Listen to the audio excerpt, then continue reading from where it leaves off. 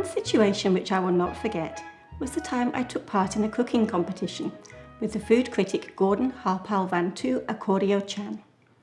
I was sure I would lose, but Gordon Chan made several fatal mistakes. Welcome to our cookery competition.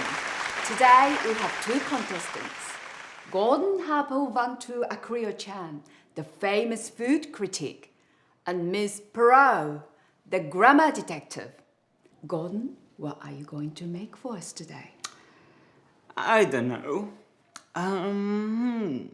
I think I'll make a cake. I have made so many cakes, it'll be easy for me.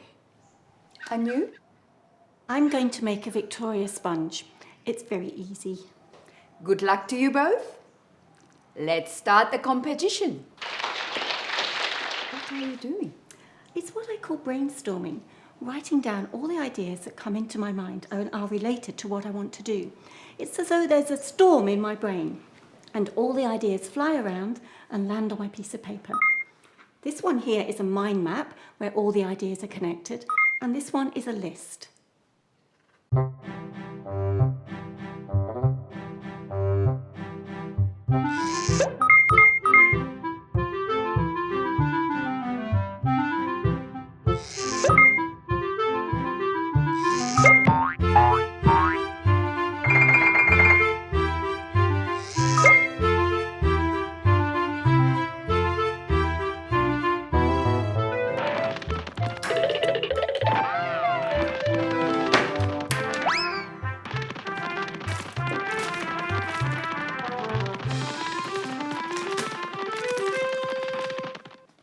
After you've written down some ideas, you need to do some research and look for the right kinds of ingredients.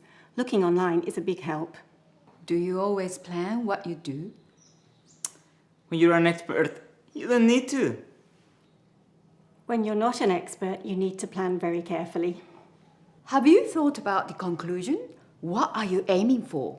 I think it's very important to consider ingredients, taste, texture, and appearance. Exactly. My conclusion is that my cake would be the best. I don't need to think about the details.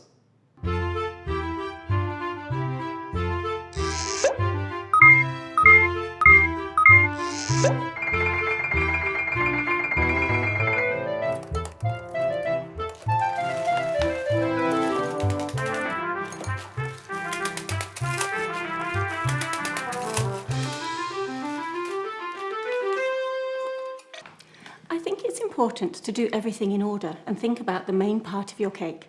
Is everything properly mixed? Will each bite taste good?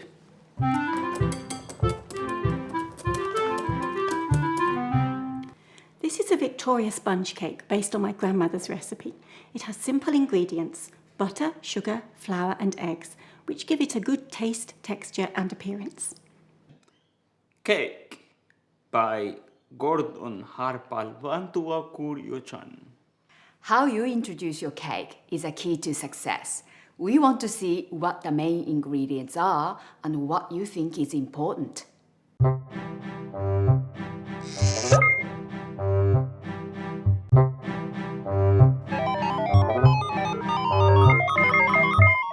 I thought you had already mixed your cake. I'm just checking it again to make sure everything is properly mixed. Some things are better if you leave them for a while and come back to them. Which great chefs influenced you when you made your cake? Delia Smythe and that nice young Englishman, Jamie Olive, I think he's called, and that lovely Australian, Lucas Winner. You can see their influences in my cooking. And you? No one. All my ideas are mine. My voice is the important one. It's what people want to hear. What's the final stage? Bake your cake, of course. I always like to check all the little details first. And now for the final test. Whose cake is best? Miss Perot's cake is simple. It passes the test for ingredients, taste, texture and appearance. It's not the best cake I've ever seen, but it is very good. Gordon Chan's cake, unfortunately, is a disaster. It looks as though he did not plan it, did not mix it, and he did not check his ingredients. The winner is Miss Perot. I'll have my revenge for this. Dear me, this is such a surprise. I really didn't think I'd win. Of course, Gordon ignored all the important stages. So what did that teach us? Making a cake is rather like writing an essay.